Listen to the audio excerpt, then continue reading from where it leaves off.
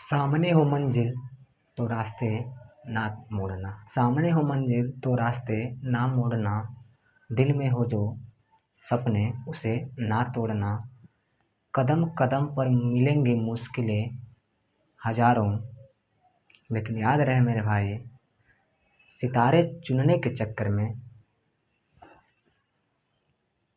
जमीन ना छोड़ना।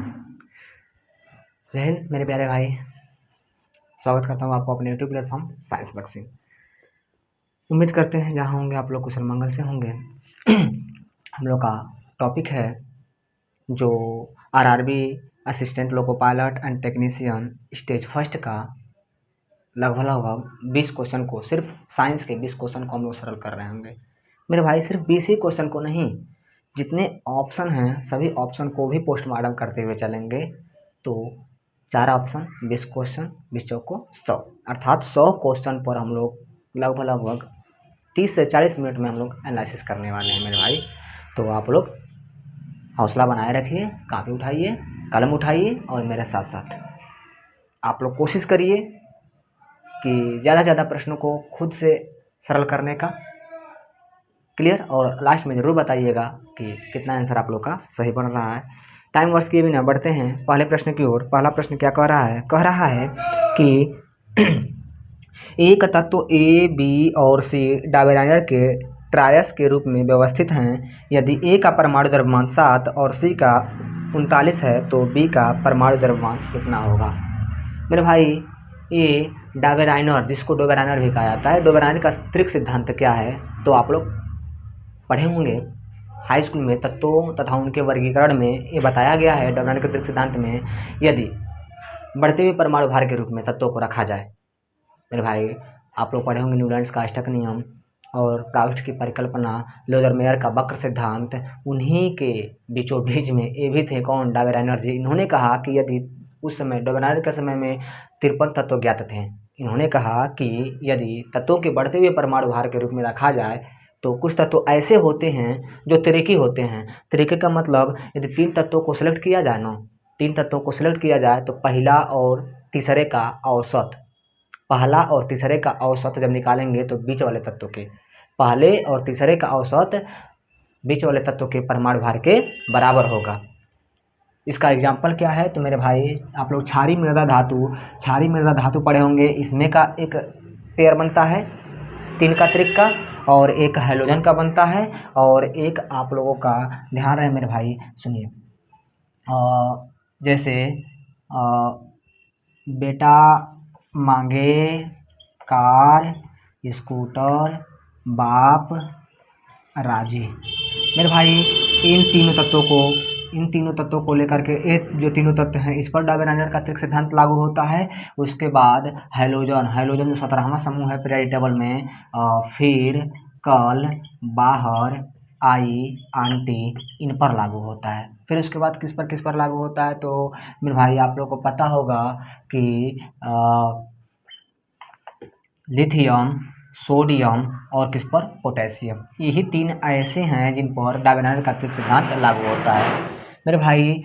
लिथियम का परमाणु क्रमांक होता है 3 और परमाणु भार होता है 7, क्रमांक होता है 11, इसका होता है 23, इसका होता है 19 और कितना होता है तो आप लोग क्या बताएंगे? 39। क्या बोले हैं? ये पहला है, ये दूसरा है, ये तीसरा है। तो पहले और तीसरे का औसत निकालते हैं 7 और प्लस 39। औसत का मतलब कुल पदों का योगफल बटे कुल पदों की संख्या। तो 46 बटे कितना? 2, अर्थात इसको काटेंगे तो कितना बार में जाएगा मेरे भाई? 23। जो देख रहे हैं बीच वाले तत्व के परमाणु भार के क्या है? बराबर है। तो उसमें कंपेयर कर दिया है, ए को लिथियम बना दिया है, बी को सोडियम हम लोग बोलेंगे और पोटेशियम को हम लोग क्या बोलेंगे? सी बोलेंगे। यहाँ से परिभाषा क्या निकलता है? यदि कुछ तत्वों को उनके बढ़ते हुए परमाणु भार के रूप में रखा जाए तो पहला तत्व और तीसरा तत्व का औसत बीच वाले तत्व के परमाणु भार के क्या आएगा? बराबर आएगा। एग्जाम के दृष्टिकोण से मोस्ट इंपॉर्टेंट यह टॉपिक है। उसके बाद इसका देखते हैं तो इसका होता है 17 नंबर का 35.5 होता है, और इसका कितना होता है मेरे भाई तो आप लोग क्या बताएंगे? 127 होता है। जब इसको आप लोग इसका जोड़ करके, इसको जोड़ करके जब भाग लगाएंगे 2 से तो लगभग 80 पॉइंट कुछ करके आएगा मेरे भाई। इसका कितना होगा तो आप लोग के लिए एक कमेंट बॉक्स में रहेगा, ज़रूर बताइएगा मेरे भाई। बढ़ते हैं अगले प्रश्न की ओर। अगला प्रश्न क्या है आप लोगों से, किस प्रकार कह रहा है कि 4 किलोग्राम वजनी का एक वस्तु 4 किलोग्राम वजनी का एक वस्तु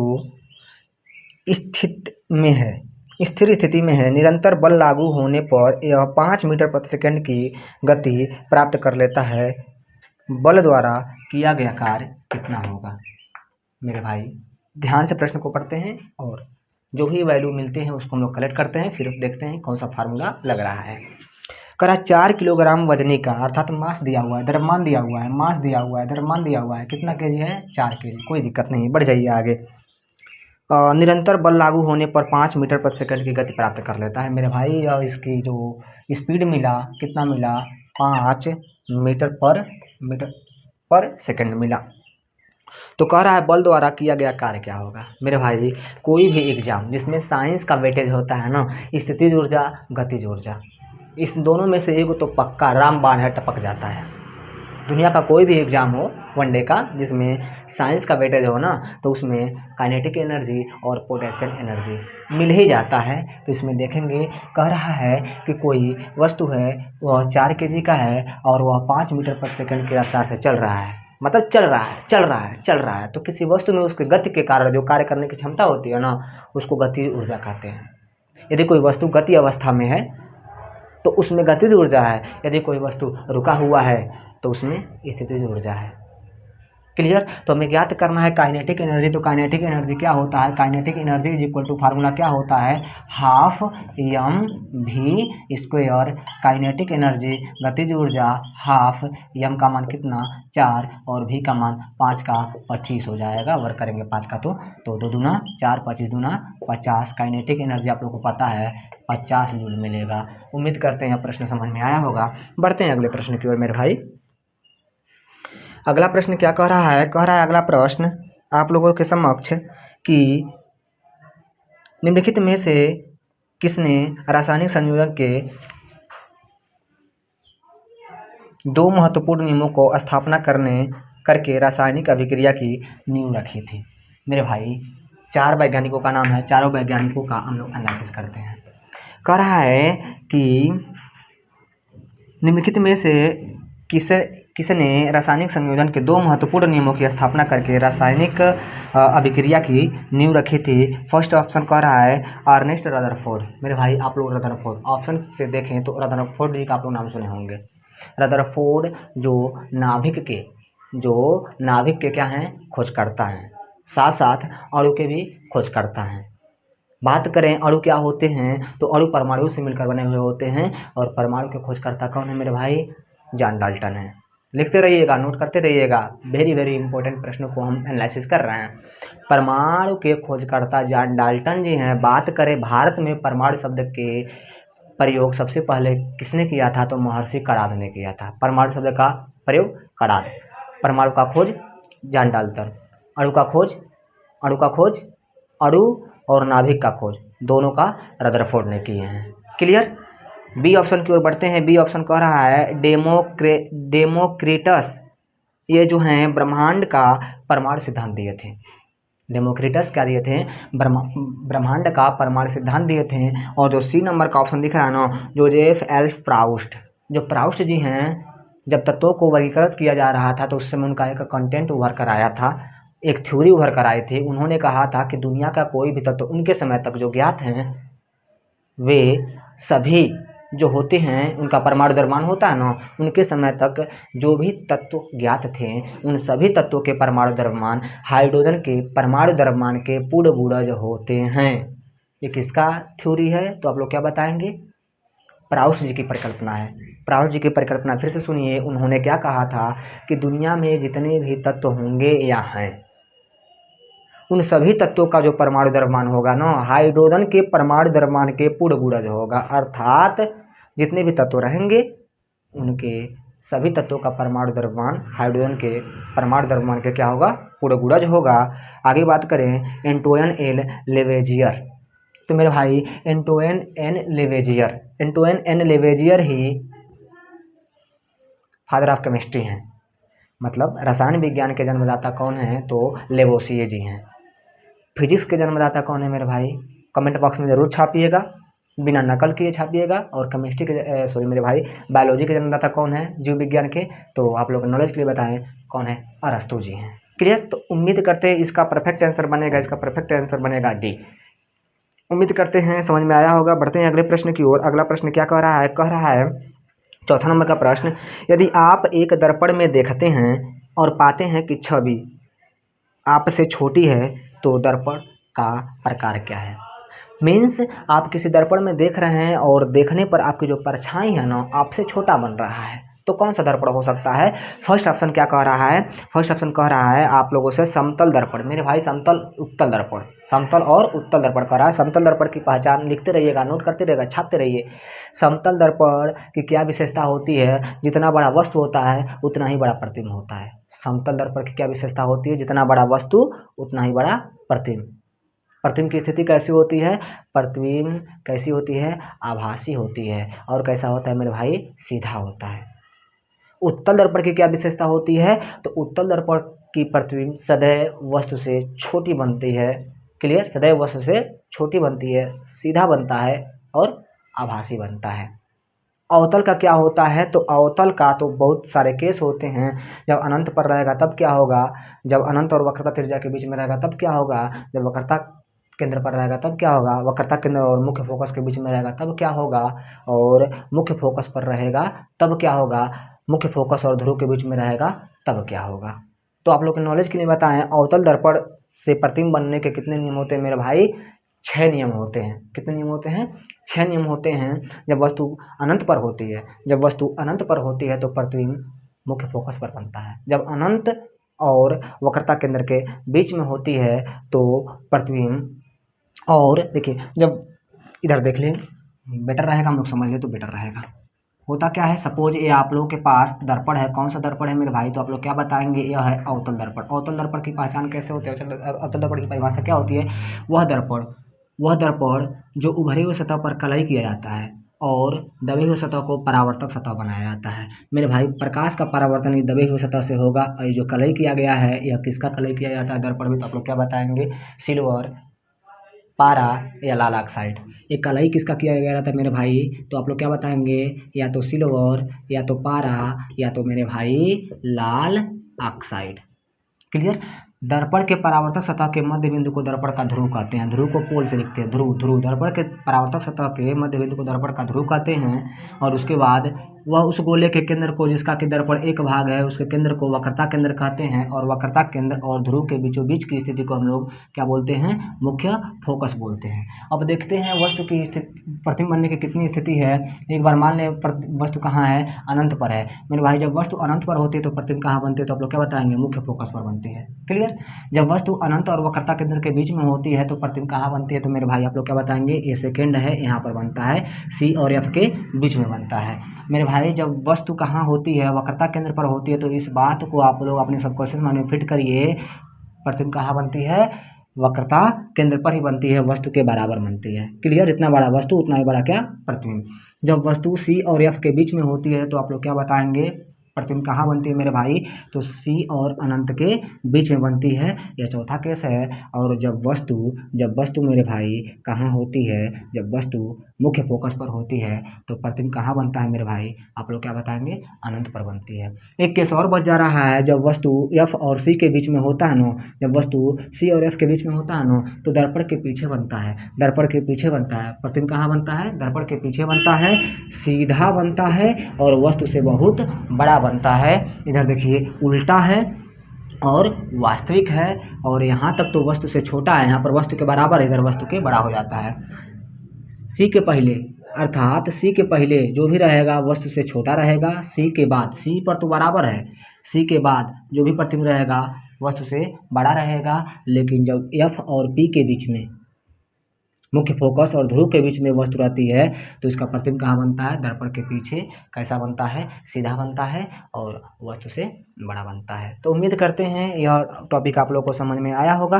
बात करते हैं इसका परफेक्ट आंसर का, तो इसका परफेक्ट आंसर मेरे भाई का बनेगा उत्तल दर्पण बनेगा, क्योंकि उत्तल दर्पण की केवल और केवल दो ही पॉसिबिलिटी होती है। उत्तल दर्पण का केवल और केवल दो ही पॉसिबिलिटी होती है। किस प्रकार की होती है, वह दर्पण जो दबी हुई सतह को कलय किया जाता है तथा उभरी हुई सतह को परावर्तक सतह बनाया जाता है। यदि कल्पना करें यह गोला है, कल्पना करें यह गोला है, तो इसका क्या है, केंद्र है और इसका क्या है, पी है, और बीच में क्या होगा, एफ होगा। और वस्तु को हम लोग कहाँ रख सकते हैं, या तो अनंत पर रख सकते हैं, या तो अनंत और पोल के बीच में रख सकते हैं, या तो अनंत पर रख सकते हैं, या तो अनंत और पोल के बीच में रख सकते हैं। तो प्रतिबिंब बनने की दो ही स्थिति होती है, किस दर्पण में, उत्तल दर्पण में। अवतल दर्पण में प्रतिबिंब बनने की कितनी स्थितियाँ होती हैं, तो 6 स्थितियाँ होती हैं। यहाँ पर जब वस्तु रहेगा तो प्रतिबिंब कहाँ बनेगा, तो आप लोग क्या बताएंगे मेरे भाई, यहाँ पर जब वस्तु रहेगा तो प्रतिबिंब कहाँ बनेगा, तो आप लोग क्या बताएंगे, इसके और इसके बीच में ही बनेगा। क्लियर, वैसे से छोटा बनेगा और आभासी बनेगा। बढ़ते हैं अगले प्रश्न की ओर। अगला प्रश्न क्या कह रहा है, किस प्रकार कह रहा है, कह रहा है अगला प्रश्न आप लोगों से कि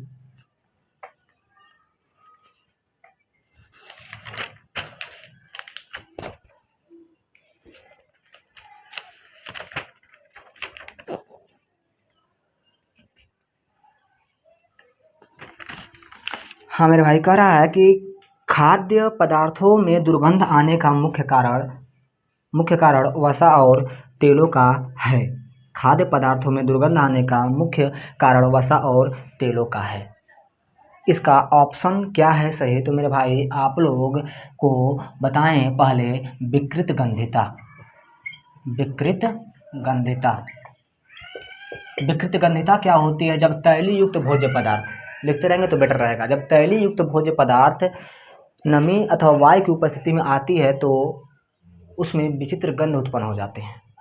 इसी प्रक्रिया को क्या कहते हैं, विकृत गंधिता कहते हैं। अर्थात जब तैली युक्त भोज्य पदार्थ जैसे मुरब्बा, अचार, जैम वगैरह होता है ना, उसको खुले छोड़ देते हैं, पैक करके रखेंगे तब तो काफ़ी दिनों तक चलेगा, लेकिन खोल देंगे उसको, ढक्कन को जब खुला छोड़ देंगे तो उस केस में वह जेली हो, अचार हो या मुरब्बा हो, बहुत जल्दी क्या हो जाता है, उसमें विचित्र गंध आ जाता है। उसी को हम लोग क्या कहते हैं, विकृत गंधिता कहते हैं। यह क्यों होता है, क्योंकि वह जो भोज्य पदार्थ है वसा युक्त, वह ऑक्सीजन से रिएक्शन कर लेता है और अपने गंध में क्या कर लेता है, परिवर्तन कर लेता है। तो जब कोई पदार्थ ऑक्सीजन से अभिक्रिया करता है, उसमें ऑक्सीजन जाकर जुड़ता है, तो उसको हम क्या बोलते हैं, ऑक्सीकरण बोलते हैं। तो इसका परफेक्ट आंसर ऑक्सीकरण ही होगा। लेकिन हम लोग पूरे प्रश्नों के बारे में पूरे ऑप्शनों के बारे में बात करें, कह रहा है हाइड्रोलिसिस। First option hydrolysis. यह हाइड्रोलिसिस क्या होता है, जब किसी यौगिक में या किसी तत्व में या किसी पदार्थ से हाइड्रोजन के साथ जल के साथ अभिक्रिया कराते हैं, तो उस केस में हम लोग क्या बोलते हैं, उसको हाइड्रोलिसिस बोलते हैं। क्लियर, या जल निर्मुक्त होता है तो उसको हम लोग क्या बोलते हैं, हाइड्रोलिसिस बोलते हैं। उसके बाद शोधन क्या है, कच्चे पदार्थों को मशीनरी प्रक्रम द्वारा शुद्ध करने की प्रक्रिया को क्या बोलते हैं हम लोग, शोधन बोलते हैं। और अवकरण क्या है मेरे भाई, अवकरण का अंग्रेजी होता है रिडक्शन, और रिडक्शन का दूसरा नाम क्या होता है, अपचयन। और अपचयन, यदि पीछे का हमारा आप लोग वीडियो देखे होंगे तो आप लोग को पता होता है कि अपचयन किसका उल्टा होता है, तो आप लोग क्या बताएंगे, ऑक्सीकरण का उल्टा होता है। तो अपचयन क्या होता है, ऑक्सीजन का निष्कासन अथवा हाइड्रोजन का जुड़ाव, या यदि कोई तत्व इलेक्ट्रॉन को ग्रहण करता है तो उसका क्या होता है, अपचयन होता है। अपचयन का ही दूसरा नाम क्या होता है, अवकरण होता है। तो उम्मीद करते हैं यह प्रश्न भी आप लोगों को भली बातें समझ में आया होगा। बढ़ते हैं अगले प्रश्न की ओर। उससे पहले एक मोटिवेशनल लाइन, दुनिया की हर चीज़ ठोकर लगने से टूट जाती है, कामयाबी ही ऐसी चीज़ है जो ठोकर लगने के बाद आती है। बढ़ते हैं मेरे भाई अगले प्रश्न की ओर। कह रहा है अगला प्रश्न, निम्नलिखित में से कौन से बढ़ते हुए भ्रूण के लिए पोषक उत्तक का कार्य करता है। निम्नलिखित में से कौन से बढ़ते हुए भ्रूण के लिए पोषक का काम करता है। फर्स्ट ऑप्शन है बीजांड। मेरे भाई ये बीजांड क्या है, बीज का अंडा जिसको बोलते हैं। बीजांड क्या है, बीज का अंडा जिसे बोलते हैं। और इसका मतलब क्या है, यह जो होता है पुष्प का अंडाशय होता है बीजांड, बीज का अंडा। बीजांड क्या होता है, बीज का अंडा। और यह कहाँ पाया जाता है, तो जो पुष्प होते हैं, ये पुष्प के बोला जाए तो स्त्री भाग होते हैं, ठीक है, ये पुष्प का अंडाशय होता है। आगे बात करें बी का। बी का कह रहा है अंडाशय। अंडाशय क्या है? तो यह क्या है? यह मादा प्रजनन का एक महत्वपूर्ण भाग है। मादा प्रजनन का एक क्या है? महत्वपूर्ण भाग है, जहाँ पर हार्मोन्स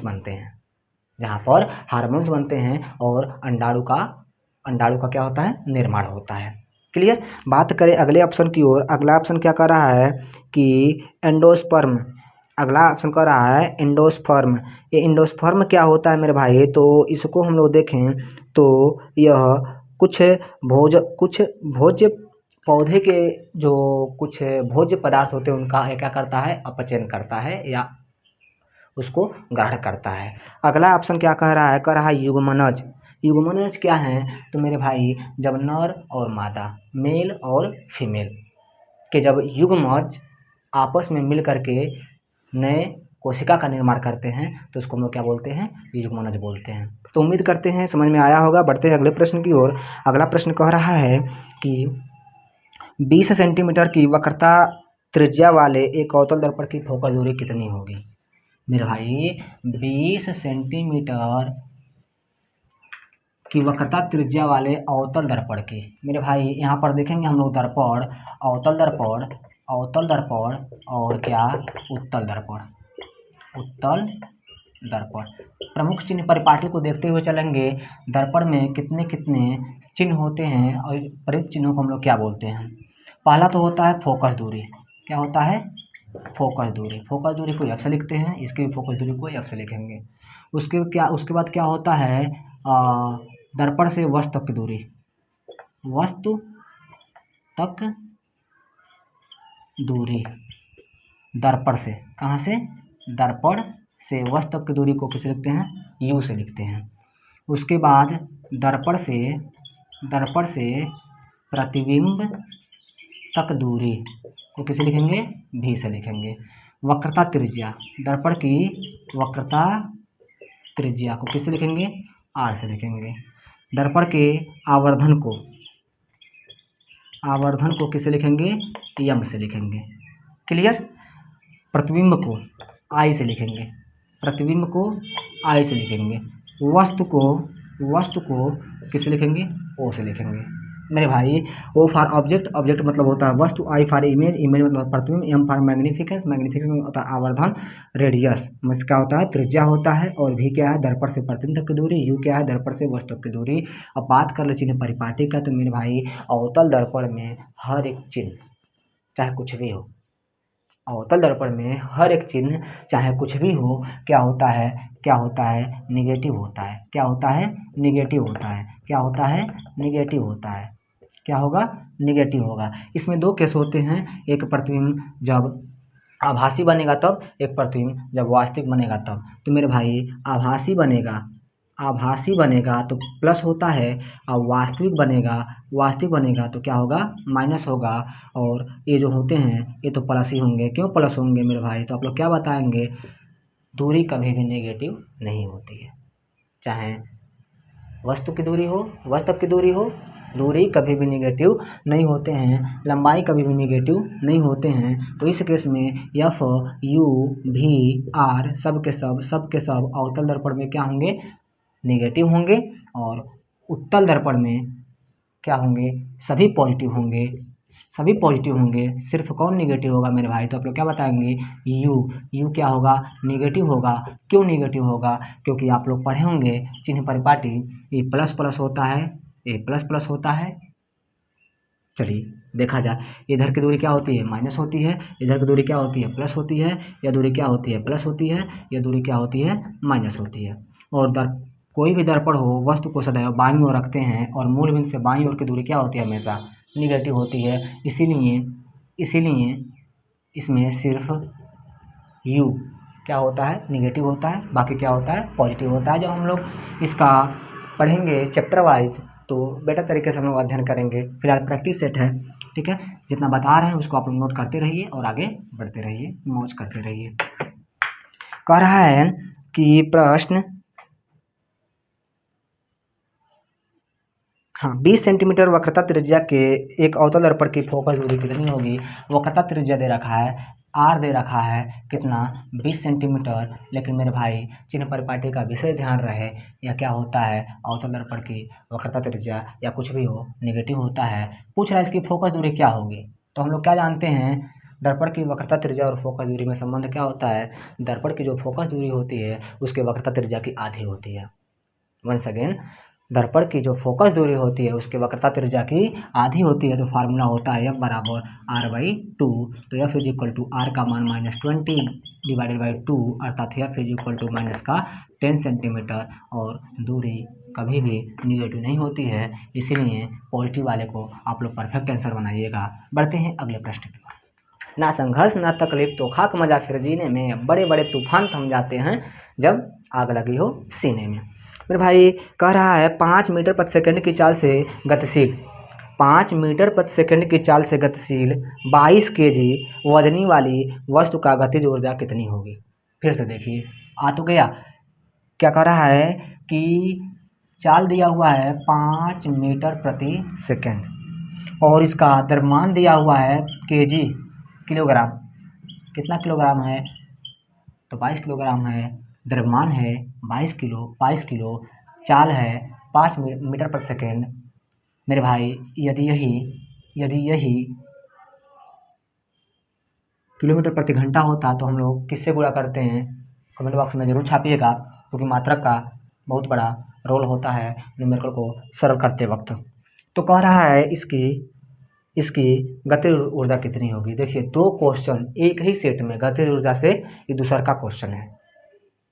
तो उम्मीद करते हैं यह प्रश्न आप लोग भली भांति बना पाइएगा। काइनेटिक एनर्जी गतिज ऊर्जा इज इक्वल टू क्या होता है, half M V square. Kinetic energy half M का मान 22 और भी का मान कितना मेरे भाई 5। 25 लिख दे सीधे सीधे, कोई दिक्कत नहीं है। 11 बार में 11 × 5 = 55 को 5, 11 दूना 22, 22 और 5 27। काइनेटिक एनर्जी मेरे भाई कितना मिला, 275 इज परफेक्ट आंसर। चलिए बढ़िए आगे, बढ़ते हैं अगले प्रश्न की ओर। कह रहा है अगला प्रश्न आप लोगों से कि एक कंडक्टर का प्रतिरोध किसके व्युत्क्रमानुपाती होता है। एक कंडक्टर मतलब क्या होता है, चालक होता है मेरे भाई, चालक। वो चालक नहीं जो आप लोग समझ रहे हैं बस चलाने वाला ना। जो कंडक्टर का गुण किस में ज़्यादा पाया जाता है, तो धातुओं में। धातु ही कंडक्टर होते हैं। क्लियर। तो कह रहा है कि एक कंडक्टर का प्रतिरोध किसके व्युत्क्रमानुपाती होता है। समानुपाती का मतलब क्या होता है, समान अनुपात में। यदि एक बढ़ रहा है तो उसका रिजल्ट भी बढ़ेगा। यदि सामने वाला बढ़ रहा है तो उसका सामने वाला भी बढ़ेगा। यदि सामने वाला घट रहा है तो उसका रिजल्ट जो सामने वाला उसके खड़ा है वो भी क्या होगा, घटेगा। कहने का मतलब क्या है मेरे भाई, इसको हम लोग देखते हैं। सपोज ये कोई चालक तार है, जिसकी लंबाई हम लोग माने हैं क्या है, यल है। हर एक सेट में इस पर आधारित न्यूमेरिकल या तो थ्योरी पूछ रहा है। क्लियर। और ए जो है इसका जो क्षेत्रफल है इसको हम लोग एकांक क्षेत्रफल बोलते हैं, जिसको हम लोग एरिया से लिख रहे हैं। लेंथ मतलब लंबाई और ए फॉर एरिया। क्या होगा जब हम लोग इसमें इलेक्ट्रिक करंट अर्थात विद्युत धारा को क्या करेंगे, प्रवाहित करेंगे। तो मेरे भाई धारा क्या है इसमें और इसका प्रतिरोध किन किन बातों पर निर्भर करता है, तो सुनिए। इसका जो प्रतिरोध क्या है, प्रतिरोध आप लोग को पता होता है किसी भी वस्तु का वह गुणधर्म होती है जो अपने अंदर प्रवाहित होने वाली धारा का विरोध करता है। बोलिए हमारे साथ।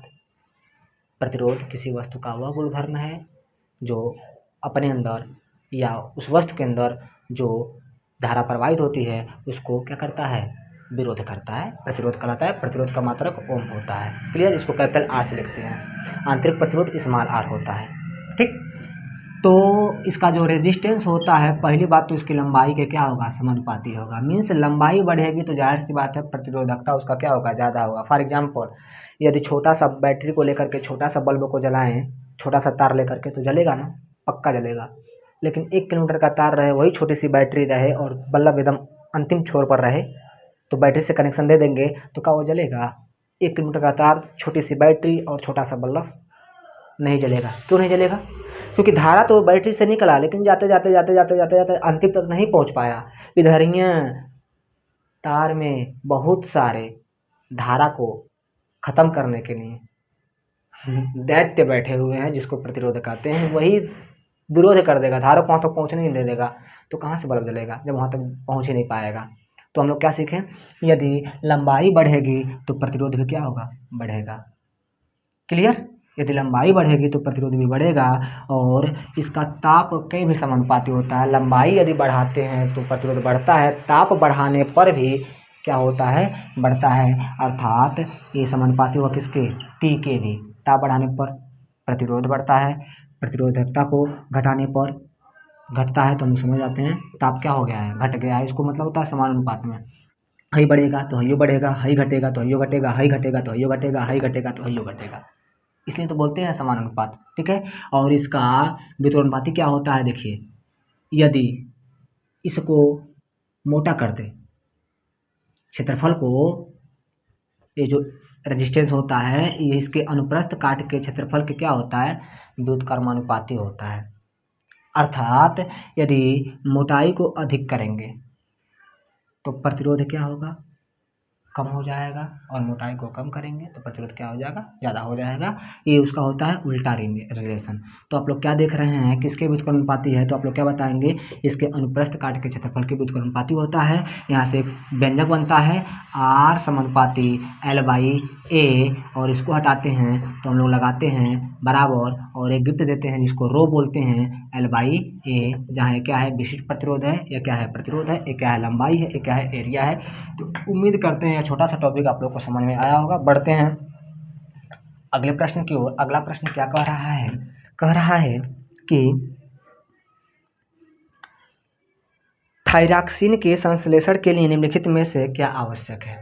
थाइरॉक्सिन के संश्लेषण के लिए निम्नलिखित में से क्या आवश्यक है? ऑप्शन की ओर बढ़ते हैं। कह रहा है पोटेशियम। कह रहा है पोटेशियम। मेरे भाई ये पोटेशियम क्या है? तो आप लोग क्या बताएंगे? जो पोटेशियम होता है यह धमनी और शिराओं में बहने वाली ब्लड के सर्कुलेशन को, ब्लड के रक्तचाप को, धमनी और शिराओं में बहने वाली जो रक्त होती है उसके चाप को क्या करता है? नियंत्रण करता है। सोडियम का क्या उपयोग है मेरे भाई? जो हृदय में जो रक्तचाप होता है ना, वो उसको नियंत्रण करता है। सोडियम का क्या काम है? हृदय में बहने वाली रक्तचाप को क्या करना? नियंत्रण करना। साथ साथ शरीर की विभिन्न कोशिकाओं तक जल का संवहन करना किसका काम होता है? तो आप लोग क्या बताएंगे? सोडियम का काम होता है। कैल्शियम का क्या काम होता है मेरे भाई? कैल्शियम की वजह से तो हमारी हड्डी क्या होती है? ग्रोथ होती है। जो हमारे दांतों में वृद्धि वगैरह होती है वो किसके कारण होती है?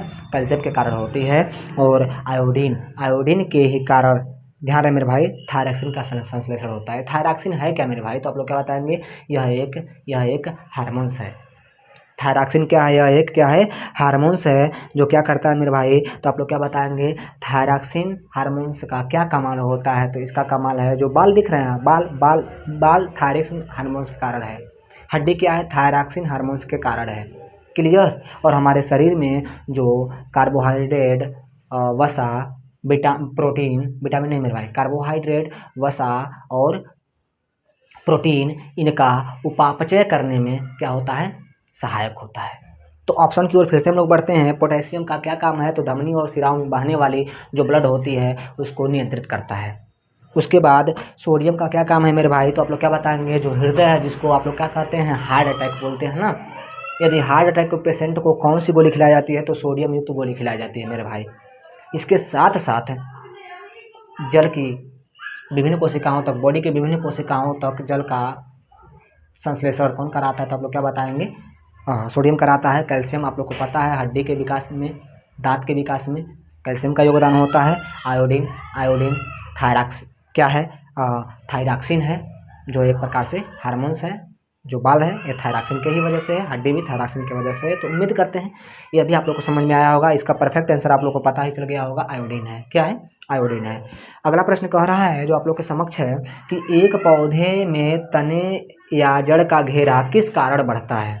ऑप्शन की ओर बढ़ते हैं। कह रहा है पहला कि लेटरल मेस्टिम। मेरे भाई ये मेस्टिम क्या है? ये मेरिस्टेम क्या है? तो मेरिस्टेम जब भी आए बायोलॉजी में तो आप लोग समझ जाइएगा, पादप कोशिका से संबंधित है। किससे संबंधित है?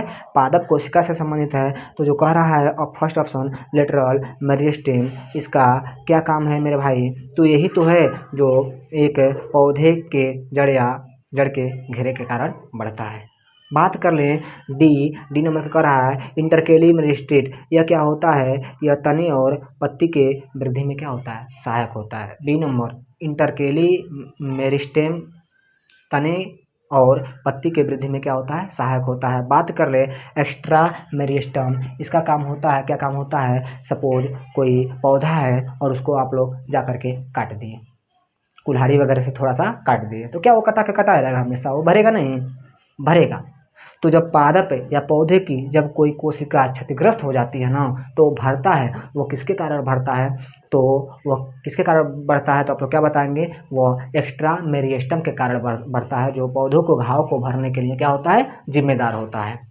अगले ऑप्शन की ओर बढ़ते हैं। एपिकल्चर मेरिस्टेम क्या है? यह पौधों को अंकुरण, पौधे के जो बीज होते हैं और पौधे के जो जड़ होते हैं ना, उनको अंकुरित करने में, मतलब पौधे के जो बीज होते हैं उसको अंकुरित करने में, और जो जड़ का सबसे निचला सिरा होता है उसको धरती के अंदर क्या करने में? प्रवेश कराने में किसका योगदान होता है? तो एपिकल मेरिस्टेम का योगदान होता है। फिर से मेरे भाई ऑप्शन कोलेटरल मेरिस्टेम का क्या मतलब होता है? तो आप लोग क्या बताएंगे? यह पौधे या जड़ का घेरा के लिए सहायक है, जो इसका आंसर बनता है इस प्रश्न का। बी का क्या है? इंटरकेली मेरिस्टेम क्या है? यह तने और पत्ती की वृद्धि में सहायक है। और एक्स्ट्रा मेरिस्टेम क्या है मेरे भाई? तो आप लोग क्या बताएंगे? यह घायल उत्तकों को भरने में क्या है? सहायक है। और एपिकल मेरिस्टेम क्या है? यह पौधे के बीजों को अंकुरित करता है और साथ साथ में पौधे की जो जड़ें होती हैं उसको भूमि के अंदर और आगे बढ़ने में क्या होता है? सहायक होता है। एक प्रश्न आप लोग की सब क्वेश्चन में चेक करना चाहते हैं, क्या है कि मेरिस्टेम का अभी क्या अर्थ बताए हैं? मेरिस्टेम का अभी क्या अर्थ बताए हैं? तो मेरिस्टेम का अर्थ आप लोग ध्यान रहे, पादप कोशिका से है। किससे है? पादप कोशिका से है। बढ़ते हैं अगले प्रश्न की ओर। कह रहा है कि निम्नलिखित में से कौन सी धातु केरोसिन तेल में संग्रहित होती है? निम्नलिखित में से ऐसी कौन सी धातु है? निम्नलिखित में से ऐसी कौन सी धातु है जो केरोसिन में संग्रहित होती है? मतलब ऐसी इन चारों में से कौन सी ऐसी धातु जो इसको मिट्टी के तेल केरोसिन में रखते हैं? ऑप्शन की ओर बढ़े। प्लेटिनम ना, प्लेटिनम क्या है? प्लेटिनम को किस नाम से जानते हैं मेरे भाई? तो आप लोग क्या बताएंगे? क्या बताएंगे? Gold diamond. क्लियर? तांबा क्या है? तो मुद्रा धातु है। फिर बात कर ले सोडियम। हाँ, परफेक्ट आंसर सोडियम और पोटेशियम होगा। सोडियम को क्यों केरोसिन के अंदर ही रखते हैं? खुला काहे नहीं रख देते हैं मेरे भाई? मेरे भाई खुला रखने से वो ऑक्सीजन से, वायु से रिएक्शन कर लेगा और ऑक्साइड बनाएगा जो ज्वलनशील हो जाएगा। यदि सोडियम को खुला छोड़ देंगे तो वो ऑक्सीजन से अभिक्रिया करके सोडियम ऑक्साइड बना लेगा, और सोडियम ऑक्साइड एक ज्वलनशील पदार्थ है। क्लियर? मीन्स Na जो है ऑक्सीजन से अभिक्रिया करके NaO बनाएगा, और यह एक ज्वलनशील पदार्थ है। इसको बैलेंस करेंगे तो 2, और यहाँ पर हो जाएगा 2 सोडियम ऑक्साइड बनाएगा। जल में काहे नहीं रखते हैं मेरे भाई? तो जल से अभिक्रिया करके वह क्या बनाता है? हाइड्रोक्साइड बनाएगा। जल से अभिक्रिया करके वो क्या बनाएगा? हाइड्रोक्साइड बनाएगा। इसीलिए हम लोग उसको कहाँ रखते हैं? मिट्टी के तेल में रखते हैं या केरोसिन में रखते हैं। क्लियर? उम्मीद करते हैं यह प्रश्न भली बात समझ में आया होगा। ये सोना क्या है? तो सबसे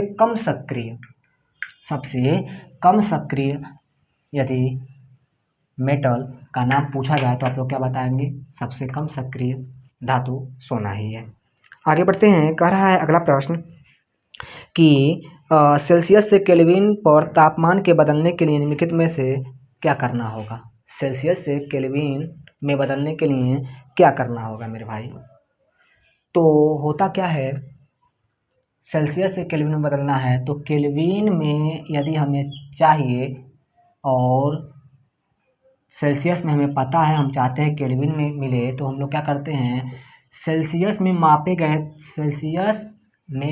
गए ताप में हम लोग 273, सुविधा के लिए 273, एक्यूरेट 273.16 सुविधा के लिए 273, एक्यूरेट 273.16, लेकिन हम लोग सुविधा के लिए देखेंगे ना।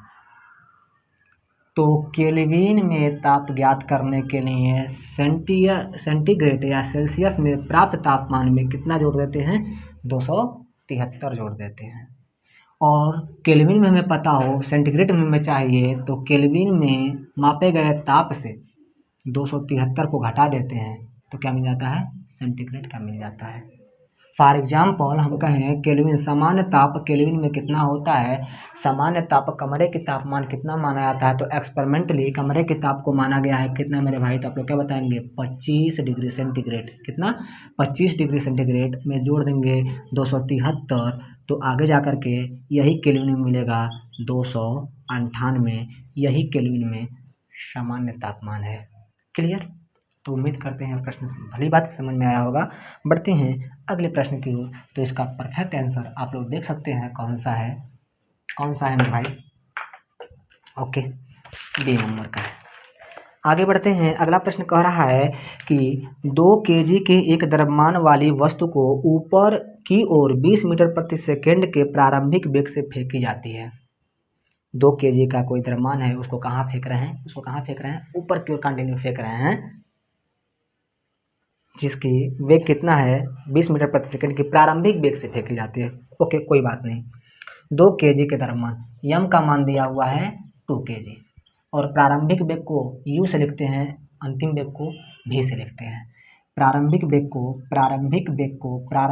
को फिजिक्स में u से लिखते हैं, और अंतिम वेग को v से लिखते हैं। प्रारंभिक वेग इसका कितना दे रखा है मेरे भाई, इसका प्रारंभिक वेग दे रखा है 20 मीटर पर सेकेंड, 20 मीटर पर सेकेंड। तो 2 सेकेंड बाद इसकी गतिज ऊर्जा कितनी हो जाएगी, 2 सेकेंड में इसकी गतिज ऊर्जा कितनी हो जाएगी मेरे भाई। जब भी हम किसी वस्तु को देखते हैं तो प्रारंभ में उसकी रफ्तार बढ़ता है, फिर धीरे धीरे घटते जा करके अंतिम में वो क्या होता है, रुक जाता है। क्लियर। अर्थात महत्तम वैल्यू उसका कितना हो जाती है, 0 हो जाती है। महत्तम वैल्यू कितना हो जाती है, 0 हो जाती है। हम लोग देखते हैं इसको एनालिसिस करके। तो मेरे भाई यदि हम गतिज ऊर्जा देखें तो गतिज ऊर्जा का फार्मूला होता है half kinetic energy is equal to, देखिए तीसरा प्रश्न है मेरे भाई, हाफ mv²। सबसे दुख की बात है v है, ये नहीं है, u है। तो क्या सर हम u और v को एक का कर देंगे, कभी नहीं। प्रारंभिक वेग और अंतिम वेग, प्रारंभिक वेग और अंतिम वेग को कभी भी एक मत बनाइएगा। ये नहीं कि यहाँ पर v की जगह u दे दें, नहीं, v का मान हमें ज्ञात करना पड़ेगा। हमें पता है गति का समीकरण, पहला समीकरण v बराबर u प्लस at, दूसरा समीकरण s is equal to ut plus half at², तीसरा समीकरण v² is equal to u² plus 2as। फिर से v बराबर u प्लस at पहला, दूसरा s is equal to ut plus half at², तीसरा v² बराबर u² प्लस 2as। तो देखते हैं हमें यहाँ पर टाइम में दे रखा है, ओके, कोई दिक्कत नहीं है, टाइम में ले लीजिए, कितना सेकंड, 2 सेकंड। ओके, तो हम गति का पहला समीकरण लगाए v बराबर u प्लस at। यहाँ पर देखते हैं, थोड़ी सी एनालिसिस करते हैं मेरे भाई। पिंड है और चल रहा है तो उसका त्वरण ठीक है, लेकिन किसी वस्तु को नीचे से ऊपर की ओर थ्रो किया जाएगा तो वह गुरुत्व के विरुद्ध जा रहा है। और जब गुरुत्व के विरुद्ध कोई वस्तु नीचे से ऊपर फेंका जाता है तो उसकी जो गुरुत्वीय त्वरण होती है वो नेगेटिव होती है, और a की जगह g लिख देते हैं। पिंड है तो उसकी एक्सेलरेटर a है, उसकी त्वरण कितना है, a है, लेकिन जब मुक्त रूप से ऊपर से नीचे या नीचे से ऊपर जा रही है या आ रही है, नीचे से ऊपर या ऊपर से नीचे, तो उस केस में नीचे से ऊपर कोई वस्तु जा रही है तो g का मान नेगेटिव, और ऊपर से नीचे आ रही है कोई वस्तु तो g का मान क्या हो जाएगा, पॉजिटिव हो जाएगा। तो इस केस में यहाँ पर हम लोग v बराबर u और g अब हो जाएगा g, और प्लस की जगह हो जाएगा माइनस, और हो जाएगा t। सुविधा के लिए g का मान हम लोग कितना लिखते हैं, 10 लिखते हैं। 9.8 होता है, एक्यूरेट 9.81 होता है। एक्यूरेट जी का मान मेरे भाई 9.81 होता है। सुविधा के लिए कभी कभी हम लोग कितना मान लेते हैं, जी का मान 9.8 या कितना मान लेते हैं, 10 मीटर प्रति सेकंड स्क्वायर मान लेते हैं। ठीक, तो यहाँ से हम लोग देखते हैं v का मान ज्ञात करना है। u का मान कितना है मेरे भाई, 20 है, माइनस जी का मान कितना मान ले, 10, और गुणे 2 20 हो जाएगा, 20 में से 20 जाएगा, कितना हो जाएगा, 0 हो जाएगा। रख लीजिए तो 0, इसमें यदि 0 इसमें रख देंगे तो क्या हो जाएगा, 0 का वर्ग 0, 0 में किसी संख्या से गुणा करते हैं उसका रिजल्ट कितना आता है, 0। तो 0 वाला इसका परफेक्ट आंसर होगा। उम्मीद करते हैं यह प्रश्न भली भांति समझ में आया होगा।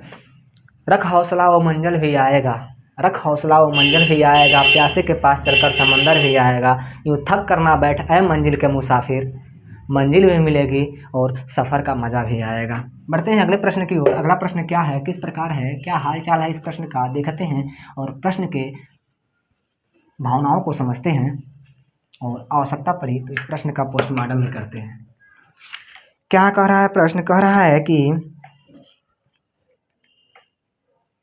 निम्नलिखित में से कौन सा प्रकृति में कभी अकेले नहीं होता। निम्नलिखित में से कौन सा प्रकृति में अकेले नहीं होता। बहुत बड़ी बात कर दिया मेरे भाई, बताइए तो। चैलेंजिंग क्वेश्चन, छोड़ दें इस प्रश्न को। निराश क्यों हो रहे हो मेरे भाई, लगाएगा आपका भाई, लगाएगा इस प्रश्न को और पोस्टमार्टम भी करेगा।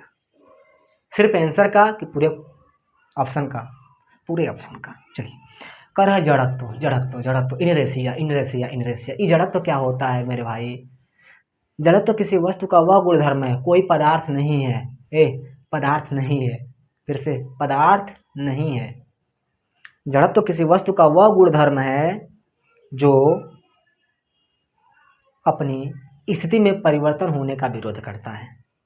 जड़त्व किसी वस्तु का वह गुणधर्म है जो अपनी स्थिति में परिवर्तन होने का विरोध करता है। फॉर एग्जाम्पल, यदि हम गतिशील अवस्था में है, सपोज हम दौड़ रहे हैं, एकदम रफ्तार से दौड़ रहे हैं, कोई कहे एक बैग रुक जाओ, तुरंत रुक जाओ, तो हमारा पैर तो रुक जाएगा, लेकिन बॉडी कहाँ जाएगा जी, ढिमला जाएंगे, चार कलैया खेलेंगे। बात समझ आ रहा ना। अर्थात उस समय हमारा बॉडी क्या चाह रहा है, हमारी बॉडी गतिशील अवस्था में है तो रुकने का विरोध करेगा, रुकबो करेगा तो धीरे धीरे रुकेगा। क्लियर। और यदि हम रुके हैं, बैठे हैं या खड़े हैं, हिल डुल नहीं रहे हैं, तो हमारी बॉडी गति करने में क्या रहेगी, असमंजस, मतलब सस्पेंस में रहेगी। मीन्स यदि कोई वस्तु विरामावस्था में है तो विरामावस्था में ही रहना चाहता है। किस कारण, विरामक जड़त्व के कारण। यदि कोई वस्तु गतिशील अवस्था में है तो वो गतिशील अवस्था में ही रहने का कोशिश करेगा। डिस ब्रेक मत लीजिएगा या रुकिएगा मत, एक बैग गिर जाएंगे। किसी वस्तु में उसके गति के कारण जो कार्य करने की क्षमता होती है उसको गतिज ऊर्जा कहते हैं। लेकिन गति का जड़त्व क्या होता है, गति का जड़त्व क्या होता है, यदि कोई वस्तु गतिशील अवस्था में है तो वो अपने अवस्था में परिवर्तन होने का विरोध करेगा, जिसको हम लोग क्या बोलते हैं, गति का जड़त्व बोलते हैं। एक होता है डायरेक्शन ऑफ इनर्शिया, दिशा का जड़त्व होता है। ठीक है, क्या होता है, दिशा का जड़त्व होता है। फॉर एग्जाम्पल, हम लोग जब वाहन वगैरह चला रहे होते हैं तो टर्न पड़ता है, तो हम लोग राइट में काटते हैं तो हमारा बॉडी किधर जाता है, लेफ्ट में जाता है, वो क्या होता है, डायरेक्शन ऑफ इनर्शिया होता है, अर्थात जड़त्व तो होगा नहीं। क्लियर। फिर बल बल बल बल मेरे भाई, हम बल सामने वाले को लगाएं तो सामने वाला भी तो हम पे बल लगाएगा। यदि हम सपोज इसको मारे जोर से, मारेंगे नहीं, मारे जोर से, फूट जाएगा। कहाँ से आएगा, 1400 रुपये, जो फिर आप लोग को हम टूटी फूटी जानकारी दे पाएँ साइंस का, नहीं हो पाएगा हमारे पास 1400 रुपये में भाई। चलिए, अर्थात यदि हम इसको मारे तो ये भी विपरीत दिशा में हम पर बल लगा रहा है। अर्थात बल लगाने के लिए कम से कम 2 लोग, मैक्सिमम कितना भी लोग हो सकते हैं, कोई दिक्कत नहीं है। लेकिन बल ही एक ऐसा कारक है, ठीक, जिसमें 2 लोगों का होना क्या है, 2 लोगों का होना क्या है, जरूरी है, अकेले नहीं रह सकता है। बात करें संवेग का, संवेग क्या होता है, किसी वस्तु, संवेग P बराबर है, भी से आप लोग निकाल लेंगे। किसी वस्तु का द्रव्यमान और उसके वेग के गुणनफल को हम लोग क्या बोलते हैं, संवेग बोलते हैं। और वेग क्या होता है, वेग क्या होता है, कोई वस्तु एकांक समय में जितनी विस्थापित होती है उसे उस वस्तु का वेग कहते हैं। तो जड़त्व तो आप लोग सीख लिए हैं। बल क्या होता है, बल वो वामा कारक है जो वस्तु की स्थिति में परिवर्तन करता है या परिवर्तन करने का विरोध करता है, बल कहलाता है। संवेग क्या होता है, किसी वस्तु के द्रव्यमान और वेग के गुणनफल को क्या बोलते हैं, संवेग कहते हैं। संवेग का मात्रक पिछले वाले वीडियो में जरूर बताया है, आप लोग जाकर के जरूर देखिए। संवेग का मात्रक क्या होता है, किग्रा मीटर बाई सेकेंड होता है। क्लियर। वेग क्या होता है, किसी वस्तु के एकांक समय में जितनी विस्थापित होती है उसे उस वस्तु का क्या बोलते हैं, वेग बोलते हैं। ये विस्थापित क्या है, क्या दूरी और विस्थापन सेम हो सकती है, दूरी और विस्थापन सेम भी हो सकती है, अलग अलग भी हो सकती है। किसी वस्तु की अंतिम स्थिति और प्रारंभिक स्थिति के बीच की न्यूनतम दूरी विस्थापन कहलाता है। फॉर एग्जाम्पल, हम कह दें यहाँ से यहाँ तक, यहाँ से ए से बी तक है पूरा दूरी, जितना भी दूरी है मेरे भाई, यह है 50 मीटर। तो दूरी हो गया इसका कितना 50। क्या विस्थापन कितना है मेरे भाई, इसका विस्थापन 50 नहीं होगा। यहाँ से यहाँ तक ज़्यादा है कि यहाँ से यहाँ तक ज़्यादा है, तो आप लोग क्या बताएंगे, हाई ज़्यादा है और हाई क्या है कम है, तो हाई क्या हो जाएगा इसका विस्थापन हो जाएगा। किसी वस्तु के प्रारंभिक और अंतिम स्थिति के बीच की हाई बात जरूर याद रखिएगा, न्यूनतम। किसी वस्तु के अंतिम और प्रारंभिक स्थिति के बीच की न्यूनतम दूरी को क्या बोलते हैं, विस्थापन बोलते हैं। बढ़ते हैं अगले प्रश्न की ओर। अगला प्रश्न क्या कह रहा है निम्नलिखित में से कौन सी गैस बायोगैस संयंत्र उत्पन्न करती है। निम्नलिखित में से कौन सी गैस बायोगैस संयंत्र उत्पन्न करती है। बायोगैस मतलब गोबर गैस, बायोगैस मतलब गोबर गैस। कौन कौन से गैस बायोगैस संयंत्र से उत्पन्न किए जा सकते हैं मेरे भाई, या कौन कौन नहीं उत्पन्न किए जा सकते हैं। तो first option carbon monoxide, second option है हाइड्रोजन सल्फाइड, थर्ड ऑप्शन है मेथेन और फोर्थ ऑप्शन है कार्बन डाइऑक्साइड। तो मेरे भाई आपके नॉलेज के लिए बताए हैं, सबसे ज़्यादा होता है आप इसमें मीथेन होता है, फिर कार्बन डाइऑक्साइड होता है, फिर हाइड्रोजन सल्फाइड होता है मेरे भाई। अल्पतम मात्रा में नाइट्रोजन होता है, हाइड्रोजन होता है, अमोनिया होता है और साथ साथ में थोड़ी मात्रा में कार्बन मोनोऑक्साइड भी होता है। इस बात को